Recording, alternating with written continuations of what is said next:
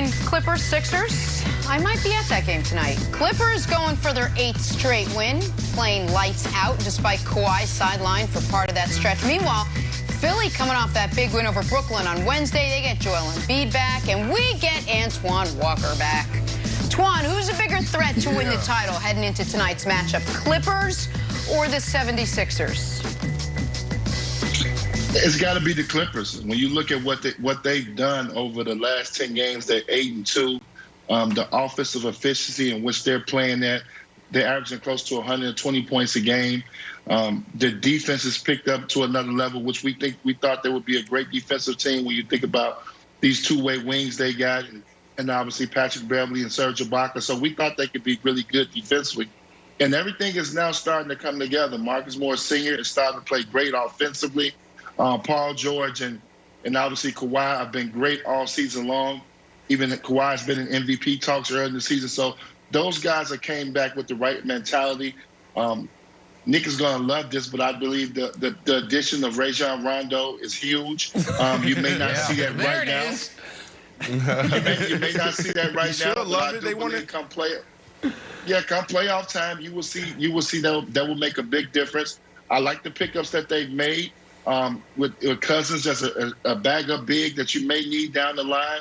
Reggie Jackson's played well in the stretch. So everything for the Clippers to me is starting to kick in. I like their chances very much, especially as long as those two superstars and with the Lakers are still down. The Clippers are my favorite to come out the West. Yeah, but Twan, I don't know why he would be mad, because playoff Rondo helped win his boys a championship last year. So he should be celebrating Rondo instead of bashing him every time he get an opportunity.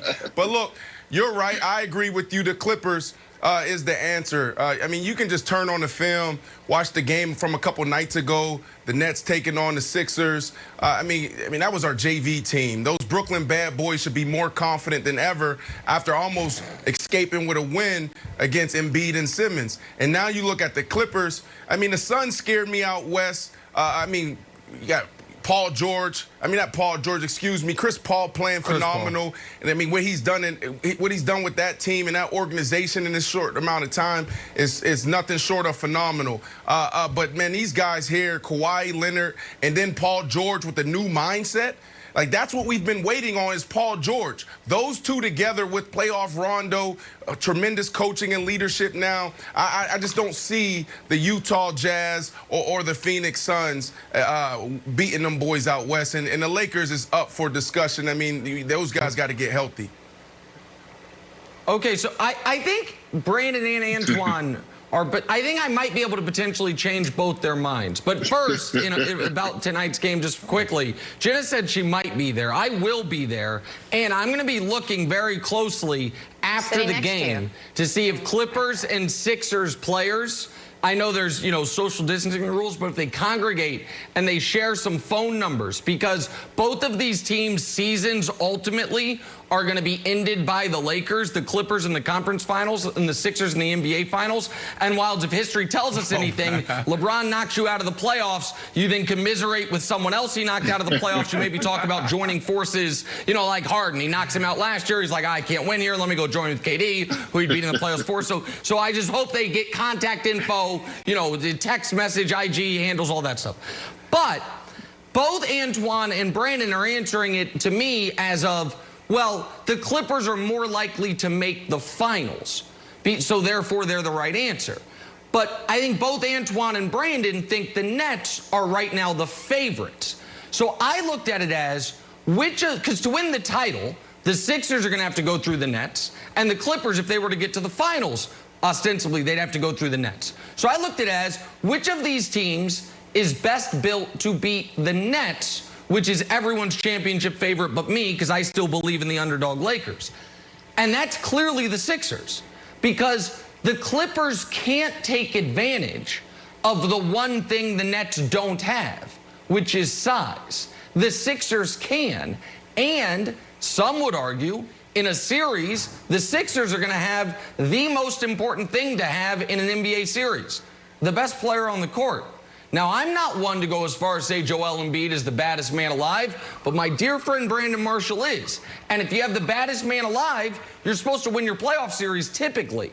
And so I think that if you have to go through the Nets to win the title, and the Sixers definitely do, and the Clippers, were they to get there, probably would, I don't think the Clippers are built to beat the Nets because they can't take advantage of the Nets' lack of size. So I think the answer is the Sixers, who are built, in my opinion, to beat the Nets because they're a great defensive team, and they have right now the most dominant center in the league, Wilds. Yeah, man, I believe in the Sixers. And Brandon, you were in a tough spot yesterday with the Nets-Sixers game because you love the Nets, but you also love Joel Embiid. So I want to show you a play of what really made me believe in the Sixers.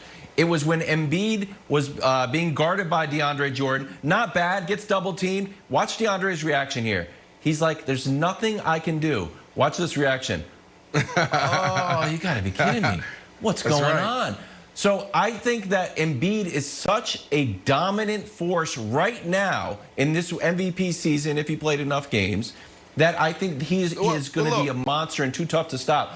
On the flip side, hold on, I'll throw it to Antoine. On the flip side, Antoine, I think Ben Simmons has been so vocal about Defensive Player of the Year. He's almost taken a page out of Pat Beverly's book.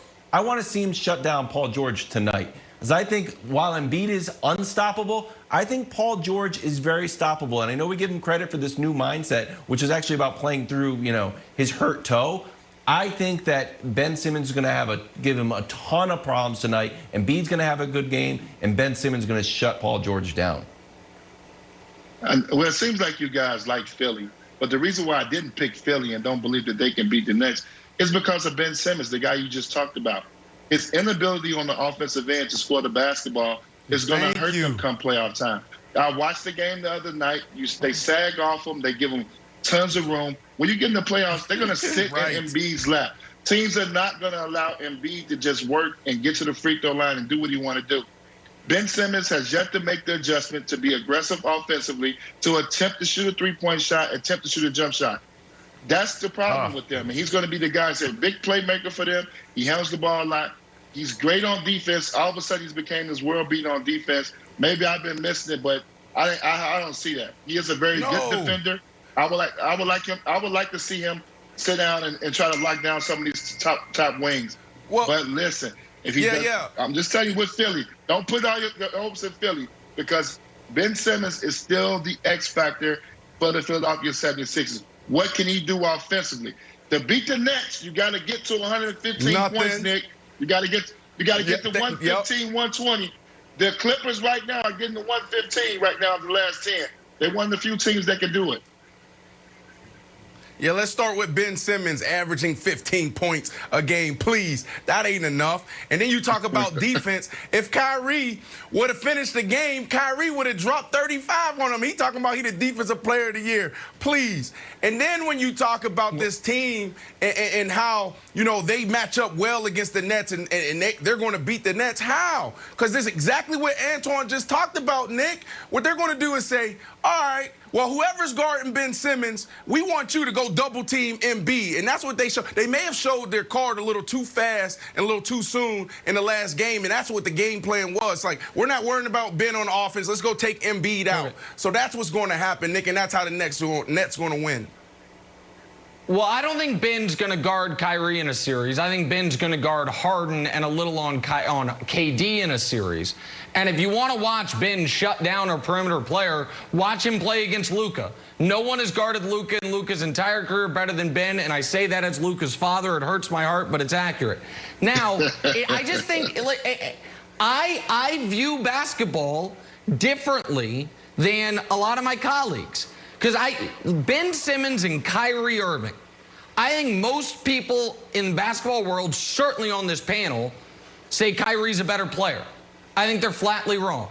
I think Kyrie is a 98 out of 100 on offense. I think Simmons is a 98 out of 100 on defense. The difference is Simmons is not a bad offensive player. He's a terrible shooter. but he's high efficiency, he passes the ball well, and he gives you 15 a game. So call Simmons a 98 on defense and a 55 on offense.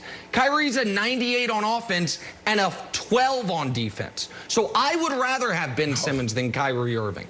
And so I think that Ben's been underrated and much maligned. I do think thus far this year he's the defensive player of the year. And I don't think, I mean, he's almost 7, he's 6'10".